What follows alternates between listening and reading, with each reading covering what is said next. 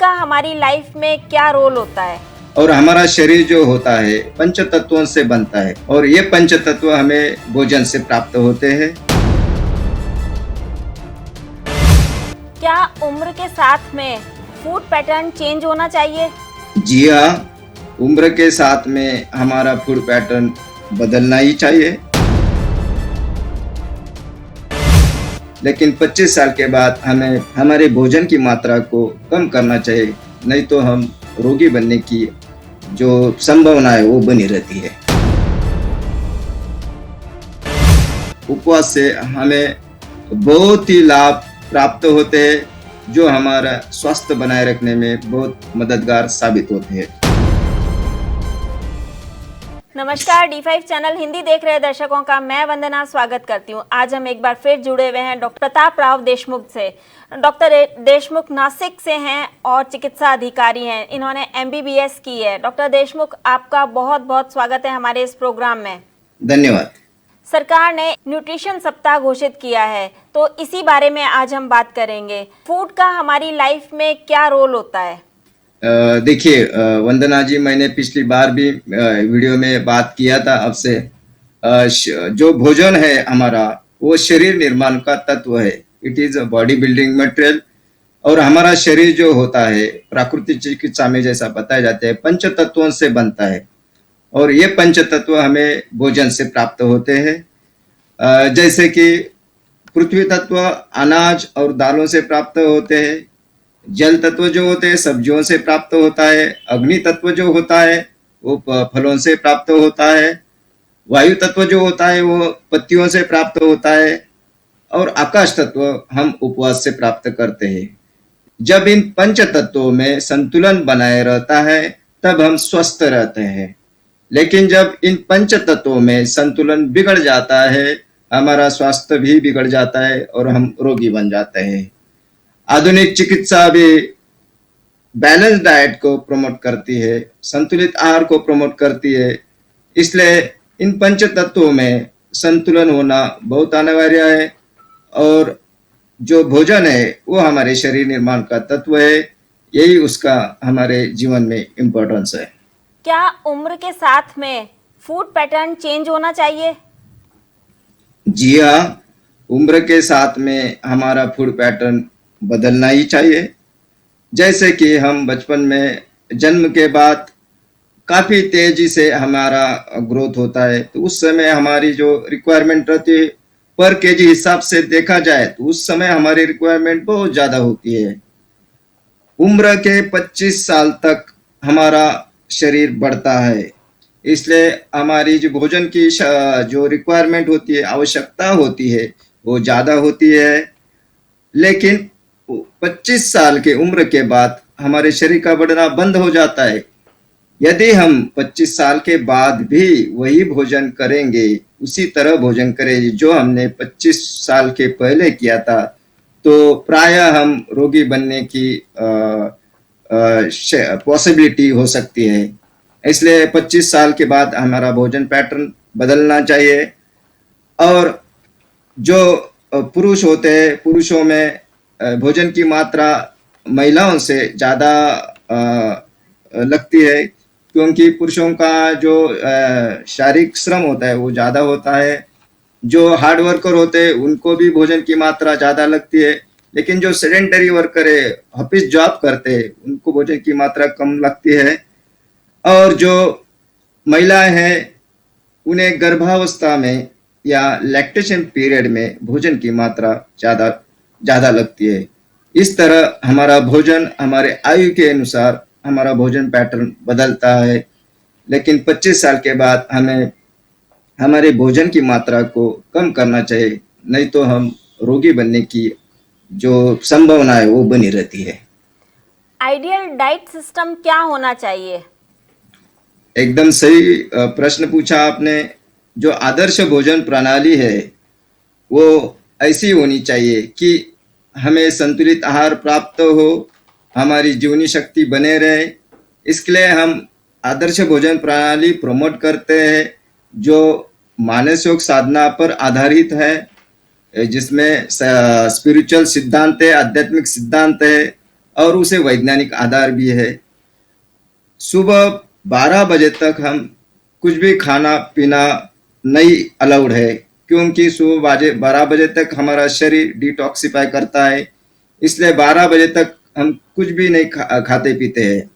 और 12 बजे के बाद हम जो मौसम के फल एवं ग्रीन सलाड है वो लेते हैं। और शाम को 4 बजे थोड़ा सा रुचि और स्वादवश नाश्ता लेते हैं।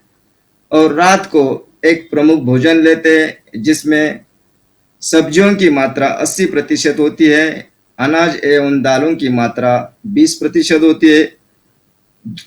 दूध यदि लेना चाहते हो तो शाम को और भोजन के बाद हम एडवाइस करते हैं लेने के लिए, जिससे हमारे शरीर को जो आवश्यकता होती है विटामिन मिनरल्स एवं जो प्रोटीनों की आवश्यकता है उसकी पूर्ति हो जाए। यही हमारी आइडियल डाइट सिस्टम जिसे हम आदर्श भोजन प्रणाली कहते हैं। क्या फास्ट करना चाहिए? हाँ, फास्ट की तो बहुत आवश्यकता है, क्योंकि फास्ट से उपवास से हमारे शरीर का डिटॉक्सिफिकेशन होता है, हमारी जीवनी शक्ति बढ़ जाती है। हमारी जीवनी शक्ति बढ़ जाने पर हमारे शरीर में जो भी टॉक्सिन्स है, जो भी विष है, वो शरीर से बाहर निकलता है और मल के द्वारा हमारे शरीर से बाहर निकालकर हमारे शरीर की शुद्धि हो जाती है। हमें हमारे शरीर से एसिडिक तत्व निकल जाते हैं, हमें उत्साह मिलता है, हम फ्रेश महसूस करते हैं, एनर्जेटिक महसूस करते हैं। इसलिए फास्ट यानी उपवास तत्व की बहुत आवश्यकता है, जिसे प्राकृतिक चिकित्सा में बहुत ज़्यादा महत्व दिया है। लेकिन खेदवश मैं ये बात कहूँगा कि आधुनिक चिकित्सा में फास्ट के ऊपर कोई संशोधन भी नहीं है और उसे प्रमोट भी नहीं किया जाता है।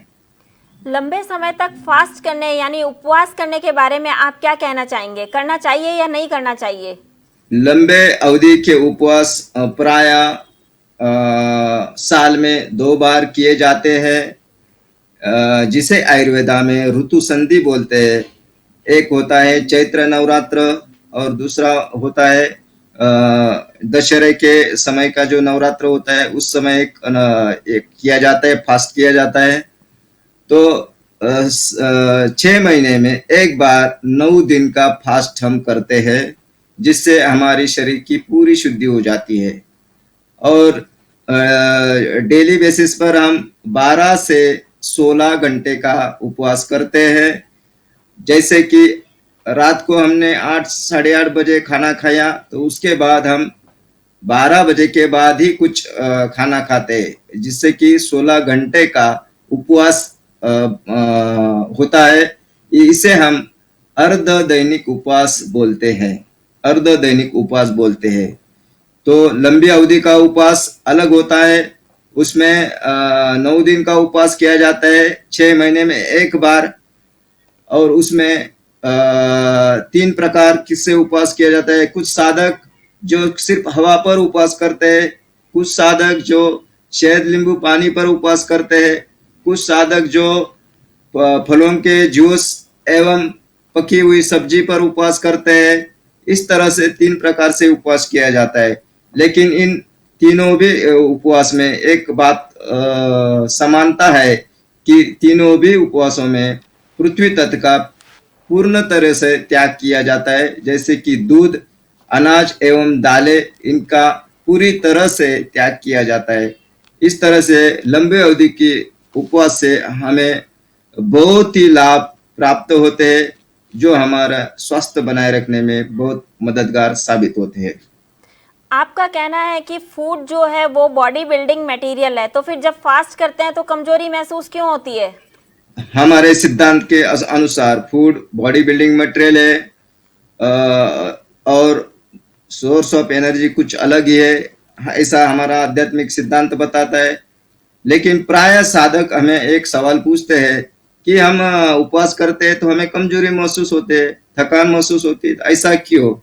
क्योंकि उपवास के दरमियान जो हमारी कोशिकाओं में छिपा हुआ विष है, जिसे हम टॉक्सिन्स कहते हैं, वो हमारे खून में उतर जाते हैं, जिससे हमें अनकंफर्टेबल या कमजोरी महसूस होती है, जिसे हम विकारों का उभार बताते हैं। इसीलिए जब हम फास्ट करते हैं, हमें जीवनी शक्ति जागृत होती है, हमारे विष को निकालने में वो काम करना शुरू कर देती है, मदद करती है। और उस तरह से जब ये विष हमारे खून में आ जाता है तो हमें कमजोरी महसूस होती है। उपवास के कारण महसूस होने वाली कमजोरी अन्न के अभाव से नहीं, बल्कि विकारों के उभार से होती है। आजकल लोग फूड सप्लीमेंट लेते हैं, तो ये फूड सप्लीमेंट लेने चाहिए या नहीं लेने चाहिए? फूड सप्लीमेंट लेना अच्छी बात है, लेकिन फूड सप्लीमेंट जितना नेचुरल होगा उतनी फायदेमंद बात रहेगी। इसलिए जो नेचुरल फूड सप्लीमेंट है वो आप ले सकते हैं, जैसे कि spirulina. What is spirulina? Spirulina is dried powder of blue green algae. इस तरीके से ये जो नेचुरल सप्लीमेंट है, फूड सप्लीमेंट है, ये लेंगे तो हमारे शरीर में जो भी मिनरल्स, विटामिन्स, इनकी जो डिफिशियंसी है वो नहीं होगी और हम स्वास्थ्य का आनंद उठा सकते हैं। इसलिए फूड सप्लीमेंट ना अच्छी बात है। डॉक्टर देशमुख, आप हमसे जुड़े, आपका बहुत बहुत धन्यवाद। Thank you. अगले एपिसोड में आपसे फिर मुलाकात होगी, तब तक के लिए नमस्कार।